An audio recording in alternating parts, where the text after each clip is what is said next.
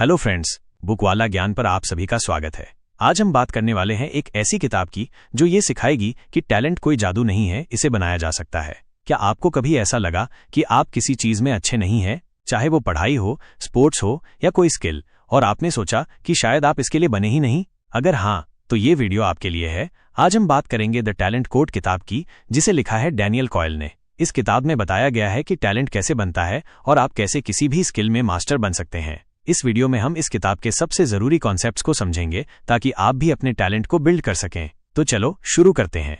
Section 1, Rohit की कहानी, talent की शुरुआत। पहले तो सोचो, एक ऐसा लड़का जो कभी अपने स्कूल में किसी चीज में सबसे आगे नहीं रहा। उसका नाम था रोहित। ना वो क्लास टॉपर था, ना ही स्पोर्ट्स में कोई मेडल विनर। टीचर्स उस पर ज्यादा ध्यान नहीं देते थे और दोस्त भी बस उससे काम निकालते थे। लेकिन अंदर से रोहित कुछ करना चाहता था। उसे गिटार बजाना बहुत पसंद था, पर प्रॉब्लम ये थी कि जब भी वो बजाने की कोशिश करता, उसकी फिंगर्स सही कॉर्ड्स पकड़ती ही नहीं थी। बार बार गलती होती और फ्रस्ट्रेशन बढ़ता चला जाता। एक दिन रोहित ने यूट्यूब पर एक वीडियो देखा, you don't need to be born talented to be great. उस वीडियो में एक अमेरिकन ऑथर डैनियल कॉयल की किताब द टैलेंट कोड के बारे में बताया गया था। वहां उसने पहली बार सुना, talent is not born, it's built. ये बात उसके दिमाग में चिपक गई। उस दिन के बाद उसकी जिंदगी थोड़ी थोड़ी बदलने लगी। कॉन्सेप्ट, टैलेंट कोई जादू नहीं है, इसे बनाया जा सकता है। सही प्रैक्टिस, मोटिवेशन और गाइडेंस से कोई भी स्किल सीखी जा सकती है। उदाहरण, रोहित ने सोचा, अगर टैलेंट बनाया जा सकता है तो मैं भी गिटार सीख सकता हूं। उसने डिसाइड किया कि वो रोज 20 मिनट प्रैक्टिस करेगा। सेक्शन 2, डीप प्रैक्टिस, गलतियों से सीखना। रोहित ने डीप प्रैक्टिस शुरू की। डीप प्रैक्टिस का मतलब था रैंडमली गिटार बजाना नहीं, बल्कि छोटे छोटे टुकड़ों में प्रैक्टिस करना जहां वो बार बार गलती करता था। जैसे अगर एक सॉन्ग का एक पार्ट बार बार गड़बड़ हो रहा था तो वो पूरे गाने को नहीं बजाता, बस उसी पार्ट को आइसोलेट करके रिपीट करता स्लोली, फिर थोड़ा थोड़ा स्पीड बढ़ाता। शुरू में ये बोरिंग लगता था, लेकिन कुछ दिनों बाद उसने नोटिस किया कि उसकी फिंगर्स अब अपने आप सही कॉर्ड्स पकड़ने लगी थीं। डीप प्रैक्टिस ने उसके ब्रेन को रिवायर करना शुरू कर दिया था।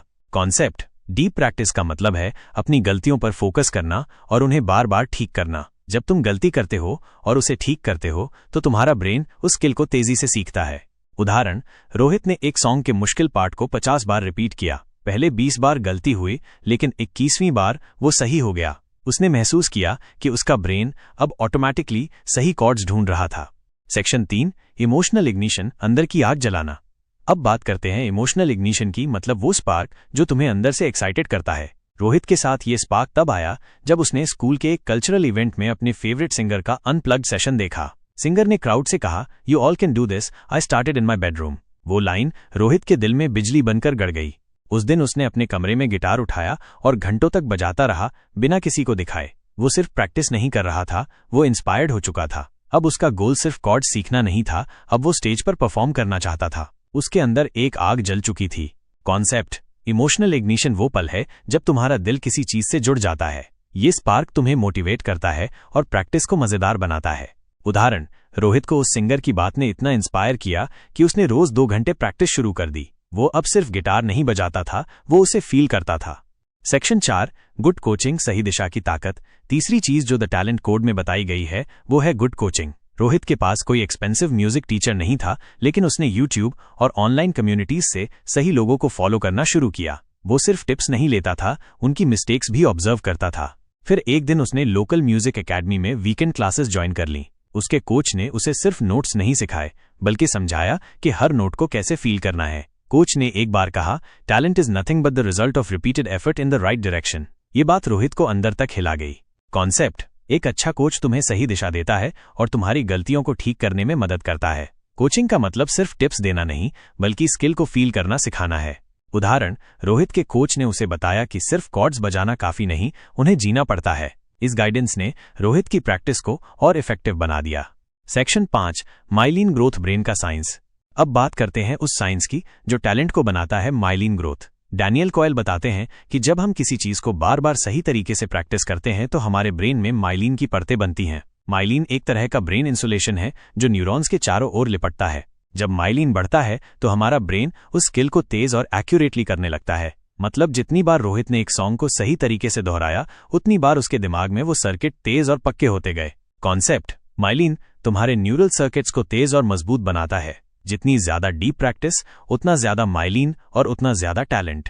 उदाहरण, रोहित ने एक कॉर्ड को 100 बार रिपीट किया। हर बार जब वो सही बजाता, उसका ब्रेन उस सर्किट को माइलिन से मजबूत करता। अब वो कॉर्ड उसके लिए ऑटोमेटिक हो गया था। सेक्शन 6, नई स्किल कोडिंग की चुनौती। रोहित अब कॉलेज में था। गिटार उसकी पहचान बन चुका था, लेकिन उसका नया सपना था सॉफ्टवेयर इंजीनियर बनना। पर कोडिंग उसकी स्ट्रेंथ नहीं थी। सी जोड़ और जावा के कॉन्सेप्ट्स उसके सिर के ऊपर से निकल जाते थे। फर्स्ट सेमेस्टर में तो उसने असाइनमेंट्स भी किसी और से करवाए थे, लेकिन उसे गिल्ट फील होता था। एक दिन लाइब्रेरी में अपनी पुरानी डायरी पढ़ते वक्त उसे द टैलेंट कोड की लाइन याद आई, talent is built not born. उसने सोचा, जैसे मैंने गिटार सीखा वैसे ही कोडिंग भी सीख सकता हूं। उसने हर दिन 1 घंटा कोडिंग की डीप प्रैक्टिस शुरू की। वो छोटे छोटे कॉन्सेप्ट्स जैसे फॉर लूप, अरे पर फोकस करता। हर बार गलती होने पर वो रुकता, गलती समझता और उसे ठीक करता। कॉन्सेप्ट, डीप प्रैक्टिस किसी भी स्किल में काम करती है, चाहे वो म्यूजिक हो या कोडिंग। गलतियों को ठीक करना ब्रेन को रिवायर करता है। उदाहरण, रोहित ने एक फॉर लूप को 20 बार अलग अलग तरीके से लिखा। पहले 10 बार गलती हुई, लेकिन 11वीं बार वो सही हो गया। अब उसका ब्रेन ऑटोमेटिकली लॉजिक समझने लगा था। से क्वेश्चन 7, इग्निशन का नया स्पार्क मीनिंगफुल प्रोजेक्ट। कॉलेज में एक दिन रोहित ने द सोशल डिलेमा डॉक्यूमेंट्री देखी। उसने जाना कि कैसे सोशल मीडिया हमारी अटेंशन को कंट्रोल करता है। एक लाइन ने उसे हिला दिया, if you are not paying for the product then you are the product. उस दिन उसके अंदर एक नया इमोशनल इग्निशन जला। रोहित ने सोचा, मैं सिर्फ कोडर नहीं हूं, मैं प्रॉब्लम सॉल्वर हूं। उसने एक प्रोजेक्ट शुरू किया, एक क्रोम एक्सटेंशन जो सोशल मीडिया एडिक्शन को ट्रैक करे और हेल्दी डिजिटल हैबिट्स बनाए। ये प्रोजेक्ट टेक्निकल से ज्यादा बिहेवियरल था। उसने जावास्क्रिप्ट, ब्राउजर एपीआई और फायरबेस सीखना शुरू किया। हर स्टेप पे चैलेंज था, कभी बटन काम नहीं करता, कभी डेटा सेव नहीं होता। लेकिन इस बार उसकी इग्निशन ने उसे पीछे हटने नहीं दिया। कॉन्सेप्ट, इमोशनल इग्निशन तुम्हें पर्पस देता है। जब तुम्हारा काम किसी बड़े मिशन से जुड़ता है तो प्रैक्टिस आसान और मजेदार हो जाती है। उदाहरण, रोहित ने अपने एक्सटेंशन को कॉलेज फेस्ट में शोकेस किया। जजेस ने कहा, you build something that cares about the users mind, not just their time. Rohit को समझ आ गया कि सही इग्निशन के साथ प्रैक्टिस मिशन बन जाती है। सेक्शन 8, एज पर प्रैक्टिस कंफर्ट जोन से बाहर। रोहित अब समझ चुका था कि ग्रोथ तभी होती है जब तुम कंफर्ट जोन से बाहर निकलते हो। उसने एक नई चैलेंज ली, मशीन लर्निंग सीखना। उसे कुछ नहीं आता था। Data set, model training, gradient descent सब एलियन लैंग्वेज लगता था। लेकिन उसने डीप प्रैक्टिस अपनाई। हर दिन वो एक छोटा प्रोजेक्ट बनाता। पहले उसने एक प्रोग्राम बनाया जो हैंडरिटन डिजिट्स को पहचान सके। शुरू में मॉडल की एक्यूरेसी 20% थी। वो हर गलती को डिसेक्ट करता, डेटा क्यों गड़बड़ है, मॉडल क्यों फेल हो रहा है, वो बार बार ट्राई करता। कॉन्सेप्ट, डीप प्रैक्टिस का मतलब है अपनी लिमिट्स के जस्ट बाहर प्रैक्टिस करना। जब तुम बार बार गलती करते हो और उसे ठीक करते हो तो ब्रेन नए सर्किट्स बनाता है।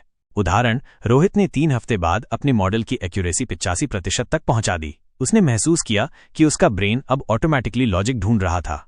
सेक्शन 9, रोहित की ग्रोथ टैलेंट का मैजिक।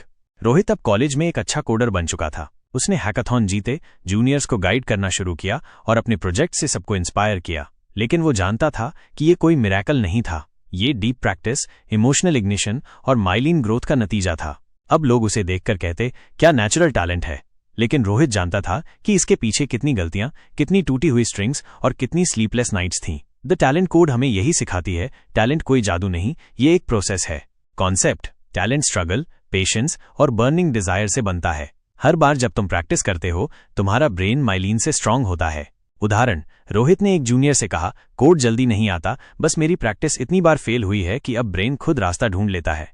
तो दोस्तों, ये थी द टैलेंट कोड की समरी। डैनियल कॉयल हमें सिखाते हैं कि टैलेंट कोई जादू नहीं है। डीप प्रैक्टिस, इमोशनल इग्निशन और गुड कोचिंग से आप किसी भी स्किल में मास्टर बन सकते हैं। इस किताब का मुख्य आइडिया है, टैलेंट बॉर्न नहीं होता, बिल्ड होता है, और वो भी सही प्रैक्टिस से।